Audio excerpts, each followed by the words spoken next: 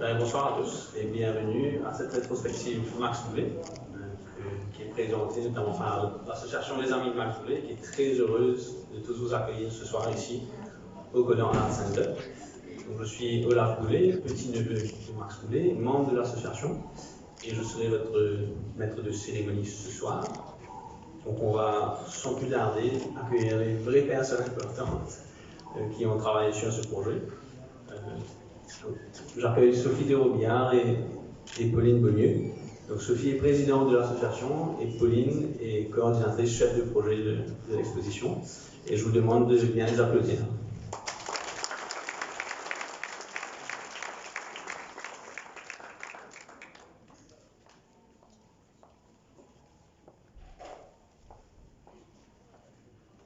Bonsoir à tout le monde. Tous les protocoles respectés.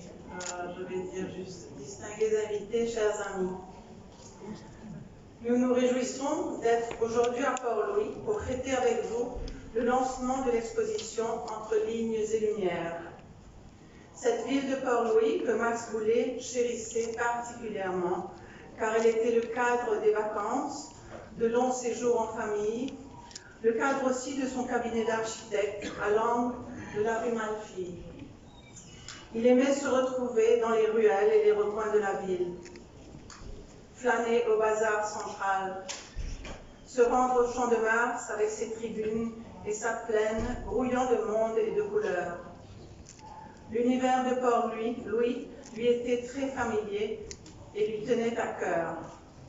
C'est un bonheur, ce soir, que ce soit cette ville qui accueille la mise en lumière de son œuvre. Nous avons voulu, à travers cette exposition, transmettre à la jeune génération une part de ce patrimoine. Tel était notre objectif dès le début, faire connaître l'homme et célébrer le travail du peintre, de l'architecte, du décorateur, du dessinateur. Tout ceci au travers d'un livre, de 2 courts-métrages et d'une exposition. Quand nous nous sommes rencontrés avec Michel Boulet en 2019 pour évoquer cette rétrospective, le moment était venu de faire mémoire. Ce temps de recherche, enrichissant et motivant, nous menait à chaque étape à de nouvelles découvertes. 3 générations se sont réunies pour former le comité qui a piloté ce projet. Nous avons fait le pari audacieux du choc des idées et des générations et du défi que représente ce mouvement entre tradition et modernité. Nous espérons que de ce partage d'émotions et de découvertes se crée un espace de dialogue entre les différents courants artistiques à Maurice, et que la jeunesse laisse résonner l'œuvre de Max Boulet afin d'enrichir de nouvelles créations. Nous espérons que cet événement culturel important redonnera à la création et à l'art, sous toutes ses formes, la place qu'elle mérite dans le pays et assurera la pérennité de l'œuvre de Max Boulet, trop longtemps oubliée. Nous formons aussi l'espoir qu'un jour, un musée d'art puisse accueillir les œuvres de nos artistes mauriciens.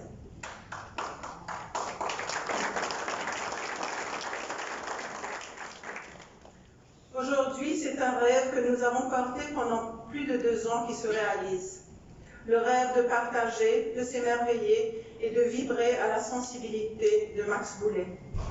Le rêve de découvrir les lieux que ce bâtisseur nous a laissés à travers l'île.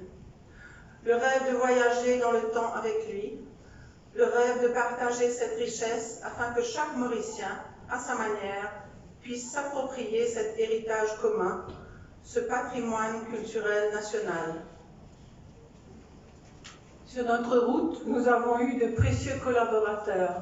Bernard, Lehan, bien sûr, Alicia et Laetitia de The Third Dot, Magali et Vincent de KMVH, Caroline, notre stagiaire et bras droit, Véronique et Marc de la MCB et Marie-Noël et Charline de The Talent Factory. Merci aussi à toutes ces personnes aux métiers différents et complémentaires qui ont contribué à la réalisation de ce projet de 1000 façons. Photographes, encadreurs, graphistes, correctrices, imprimeurs, dessinateurs, soudeurs, copywriters, web designers, ingénieurs et tant d'autres. Leur expertise nous aura accompagnés tout au long de ce travail et nous aura permis de faire de belles rencontres. Merci également à toute l'équipe du Conan Art Center pour leur précieuse collaboration. Cette aventure a été rendue possible grâce aux généreux mécènes qui ont cru dans le projet et qui nous ont soutenus. La Mauritius Commercial Bank, IBL, Ecclesia, ENL, MUA, Général Construction, Scott, UBP et Flower Ad. À eux va notre sincère gratitude. Le National Arts Fund rejoint la liste de nos sponsors en cours de route. C'est une belle réussite de réunir le privé et le public dans l'intérêt de la culture et de l'art. Il y a un an, Michel Boulet, le fils de Max, nous quittait. C'est lui qui vous aurait parlé de son père ce soir, et il l'aurait certainement fait de très belle façon. Une autre grande absente, c'est Hélène Alvax, la fille de Max, qui est trop souffrante pour être avec nous ce soir. Max Boulet, lui, est bien présent à travers ses œuvres qu'il nous laisse. Cet héritage, c'est ce que nous voulons transmettre aujourd'hui à tous les jeunes Mauriciens. C'est à eux que nous dédions cette rétrospective.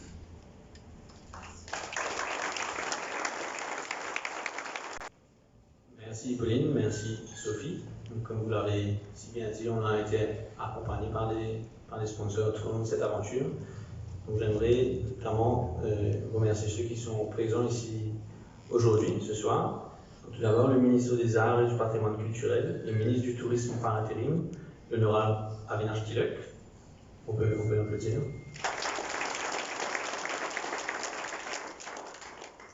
Le Lord Maire de Port-Louis, M. Mahfouz Moussa Kader Saïd. Le chairman du National Arts Fund, M. Gaëtan Abel. Le chairman du Mauritius Museums Council, M. Santet Deltaman. Et M. Alain Laoumine, Chief Executive Officer de la MCD. Je vais d'ailleurs inviter M. Alain Laoumine pour faire son discours.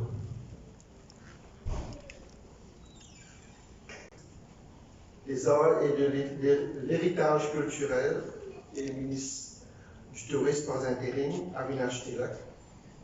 Le Lord Mayor de Port-Louis, M. Mahfouz Moussa Kader Saïd, le chairman du National Arts Fund, Gaëtan Abel, le chairman du Mauritius Museum Council, M. Sam Deltaman, le commissaire de l'exposition, M. Béindar Leon, le maître de cérémonie, M. Olaf Boulet, les organisateurs de l'exposition, distingués invités.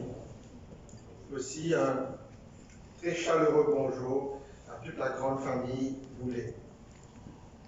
C'est avec un grand plaisir que je me retrouve parmi vous cet après-midi pour vous adresser quelques mots au nom de la MCB. Plaisir d'autant plus spécial que cette exposition coïncide avec la réouverture de nos frontières et l'allègement de certaines contraintes sanitaires.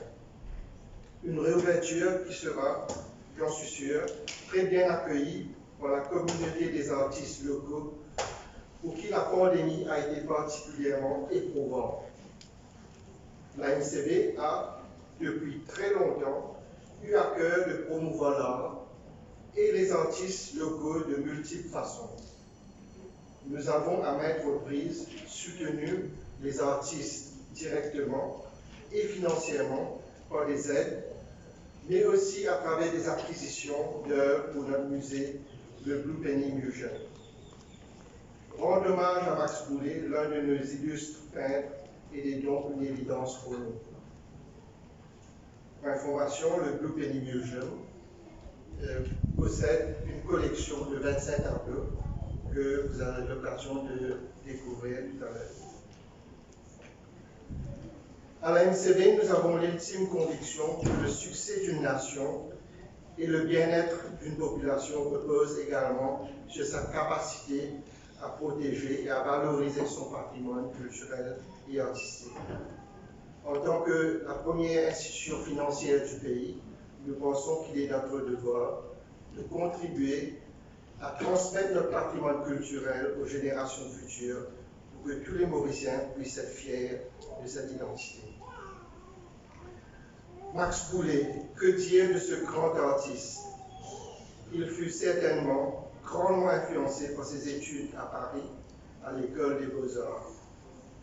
Sa peinture toute simple, qui a su mettre en toile l'âme de Maurice, est caractérisée par un grand sens de l'observation. Il a su capturer à merveille les scènes de la vie quotidienne de son pays. Mais l'illustre peintre que nous célébrons aujourd'hui était aussi architecte. Il nous a légué un des patrimoines les plus célèbres de Maurice, notre fameuse église au toit rouge de Cap-Malheureux, qui a fait le tour du monde en photo et en carte postale, porte effectivement la signature de Max Boullé. Tout comme Marie-Reine de la Paix, qui domine notre capitale, le collège Saint-Joseph à Kirby, le siège social du CEB, toujours à Kirby, le caveau Père Laval à Sainte-Croix, et tant d'édifices qui ont fait aujourd'hui partie de notre patrimoine. Avant de conclure, ce n'est pas dans mon discours, mais j'ai lu avec beaucoup d'intérêt la biographie de Max Boullé. Et peut-être serait bien, vu qu'aujourd'hui, enfin, on commence l'ouverture de notre pays, comme je l'ai dit au tout début, de remémorer que Max Boullé, qui est né à la fin du 19e siècle, au début du 20e siècle, a connu 2 guerres mondiales, a connu une pandémie et la grippe espagnole, a connu la plus pire dépression économique que le monde avait connue dans le siècle dernier, qui est en 1929, et 2 cyclones, Alix et Carole, dans les années 60.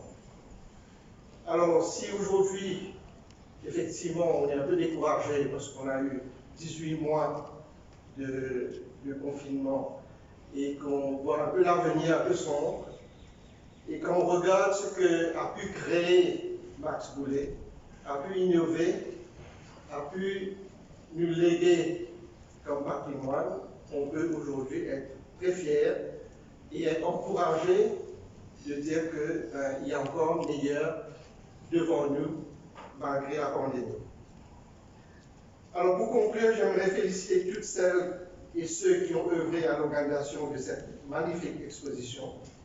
Elle sera sans aucun doute une grande source d'inspiration pour nos artistes locaux, ainsi que pour tous les Mauriciens qui peuvent être fiers de ce magnifique patrimoine artistique. Merci. Merci, M. Lomine. Donc, je vais maintenant vous demander d'accueillir le ministre des Arts et du Patrimoine culturel et ministre du Tourisme par intérim, l'honorable Avinar Chtiluk.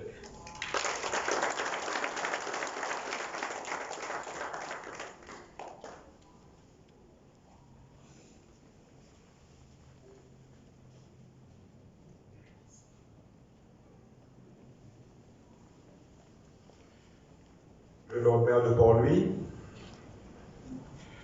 le Chairman du National Arts Fund, le Chairman du Mauritius Museum Council, les acteurs du secteur privé, l'association Les Amis de Max Boullé, les organisateurs, amis artistes, mesdames et messieurs, bonsoir.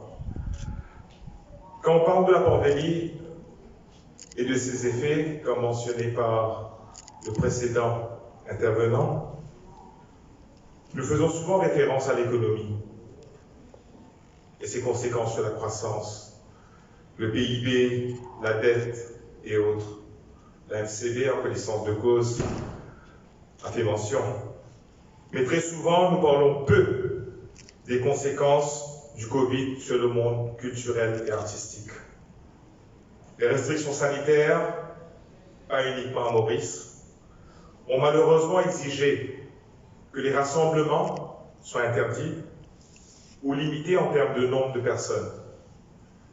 D'ailleurs, nous sommes aujourd'hui toujours sujettes à une limitation de pas plus de 100 personnes. Et je constate avec satisfaction que les organisateurs ont respecté la limitation en termes de nombre de personnes. Pas de concerts, pas de théâtre, pas d'exposition, pas de rencontres culturelles, plusieurs mois, durant lesquels les acteurs de ce secteur, nos amis les artistes, se sont retrouvés dans l'incapacité de travailler. Beaucoup se sont prêtés à l'expérience virtuelle, avec des expositions en ligne ou même des concerts virtuels. Mais la plateforme digitale ne répond pas aux exigences de toutes les disciplines artistiques. À titre d'exemple, les artistes opérant dans les hôtels, qui ne pouvaient se réadapter pendant cette période difficile. Le gouvernement a assuré que dans la mise en place des plans de support, par le Self-Employed Assistance Scheme, que les artistes figurent expressément comme bénéficiaires ou parmi les bénéficiaires. En sus de ces mesures financières, nous, au niveau du ministère, on a mis en place deux schemes, deux mesures, afin d'apporter un support supplémentaire aux artistes. L'année dernière, il y avait le Post-Covid Action Plan, et cette année, le COVID-19 Support Plan 2021. Et comme j'ai dit, afin d'apporter une aide financière supplémentaire aux artistes. Malgré cela, nous sommes conscients que la période Covid reste difficile pour les artistes. Et là, je salue le courage, la persévérance et la résilience de nos amis artistes. Et ce soir, nous avons tant de raisons d'être heureux. Après plusieurs mois de confinement du secteur créatif, ce secteur pourra enfin respirer à plein poumon. Non seulement avec la réouverture de nos frontières, mais également avec l'assouplissement des règles sanitaires. Et nous restons optimistes. Les chiffres, d'ailleurs, nous donnent raison. Pour le premier jour de la réouverture d'hier, nous avons enregistré à l'arrivée plus de 2000 passagers, avec environ 8 ou 9 avions qui ont atterri à Maurice. Et plusieurs compagnies aériennes aujourd'hui ont signifié leurs intentions de desservir la destination mauricienne. Nous restons optimistes quant à la reprise économique du secteur du tourisme et par conséquent une reprise économique globale avec une incidence bien sûr sur le secteur créatif et artistique. Et comme j'ai mentionné, nous avons toutes les raisons d'être heureux ce soir parce que c'est également l'ouverture de cette exposition en mémoire à Max Boulet. Une exposition qui s'inscrit dans le cadre d'une synergie publique-privée pour la promotion de l'art. Les 60 tableaux exposés sont basés sur 3 thèmes, si je comprends bien. La mer, la nature et la ville. Et met en avant cet artiste qui a enrichi, comme mentionné précédemment, le patrimoine architectural de l'île Maurice. Certainement, en tant qu'architecte, il a laissé une empreinte éternelle dans le paysage mauricien. Et parmi les édifices dont les plans étaient réalisés par Max Boulet sont le collège de Saint-Joseph à Cœur-Pipe, sa chapelle, le cinéma Ritz, la chapelle de Cap-Malheureux, le monument Marie-Reine de la Paix, et ainsi de suite. Je salue tous ceux qui ont aidé à concrétiser ce projet, car il est important de promouvoir ces œuvres et à travers cela, promouvoir le patrimoine tangible et intangible mauricien, dans toutes ses formes, que ce soit monuments, sites historiques, objets d'art, l'ensemble architecturaux et les tableaux. D'autant de richesses à protéger, conserver et surtout transmettre aux générations futures.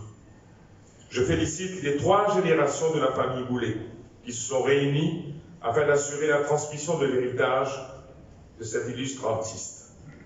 Mesdames et messieurs, le ministère des Arts et du Patrimoine culturel est heureux de s'associer à cette initiative de l'association Les Amis de Max Boulay, et c'est à travers le National Arts Fund, qui tombe sous l'égide de mon ministère, que ce projet a été financé en partie.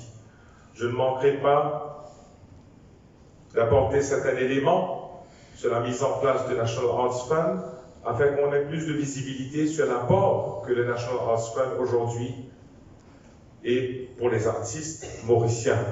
La création du National Arts Fund a été annoncée dans le budget 2017-2018 par le Premier ministre et a été vite mise sur pied en février 2018.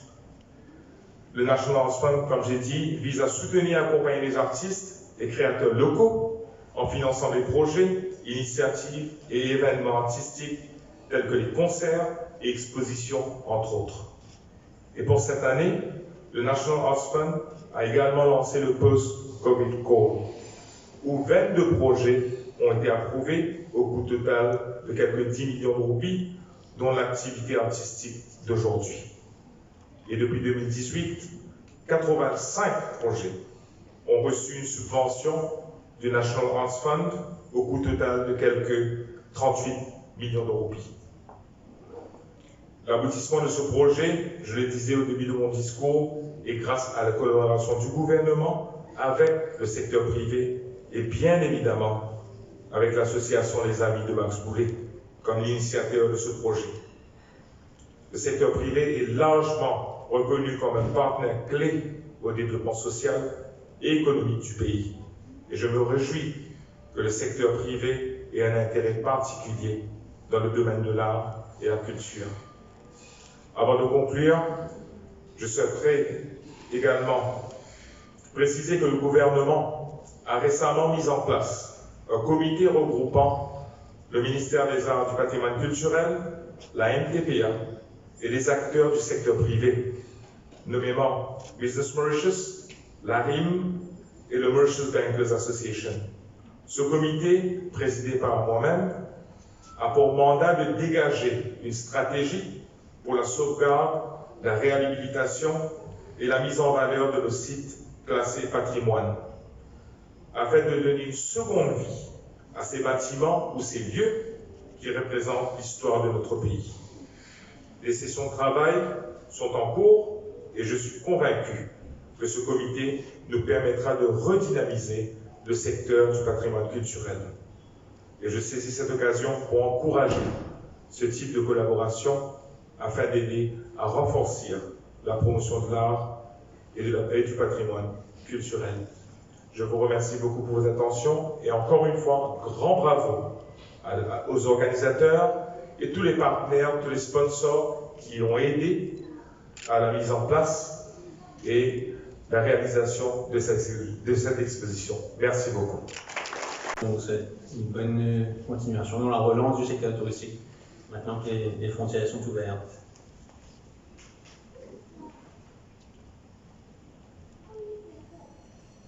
Vous voyez, à ma droite, nous avons quelques livres. On a eu besoin d'un auteur et bien sûr, on ne présente plus Bernard Leland, qui donc nous a beaucoup aidé dans la création de cette exposition dès le départ, donc qui est l'auteur de ce livre. Évidemment, je ne pourrais pas mieux vous en parler que lui-même, donc je vous demande de l'accueillir pour vous en parler. Bernard Leland. Amis, très heureux de participer à l'ouverture, à l'inauguration. Il y a quelque temps, il n'était pas certain que je puisse être là.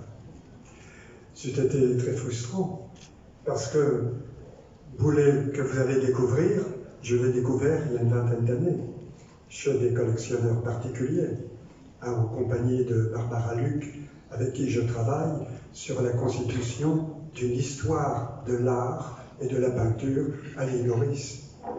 Ce travail nous a permis, jusqu'à présent, de rassembler 8000 tableaux dans notre banque d'images, que personne au monde ne connaît pour le moment.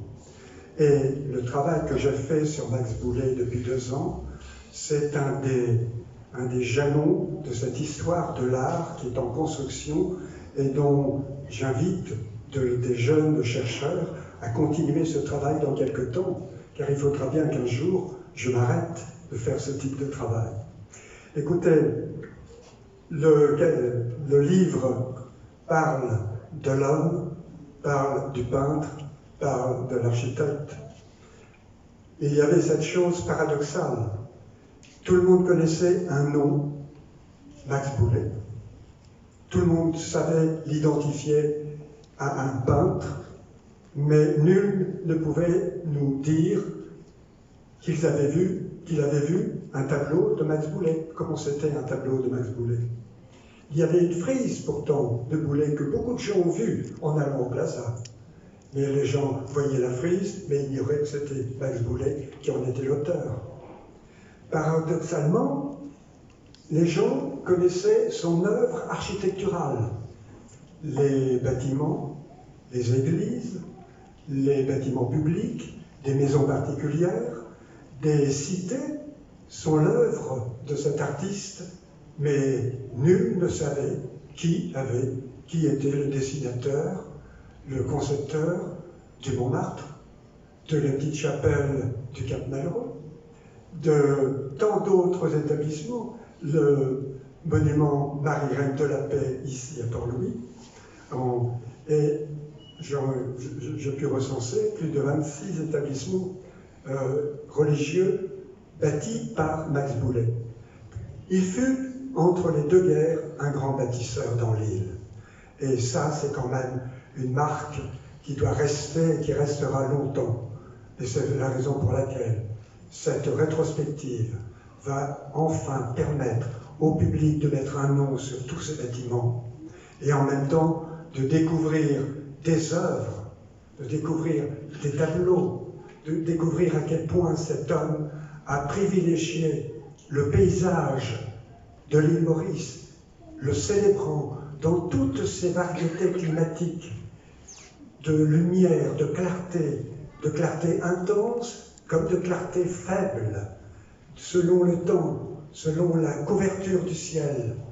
Et je vous invite maintenant à rentrer dans cette salle pour visiter cette exposition.